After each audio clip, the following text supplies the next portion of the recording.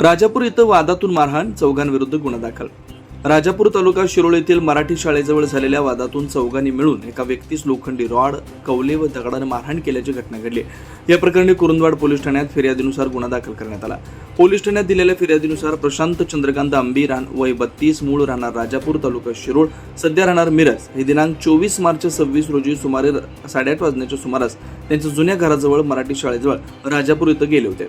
त्यावेळी तिथं उपस्थित असलेल्या सिद्दीक मियासा पिरजादे, सय्यद बाळू जमादार, खलीफ तल्लतफ मकानदार व सोहेल रमजान मुजवर, सर्व राहणार राजापूर तालुका शिरोळ यांना तुम्ही माझ्या घरी कशाला आला होता अशी विचारणा केली. त्यावरून वाद होऊन संबंधित चौघांनी फिर्यादी शिवीगाळ केली. त्यानंतर सिद्दीक पिरजारे याने लोखंडी रॉडनं डोक्यात मारहाण केली.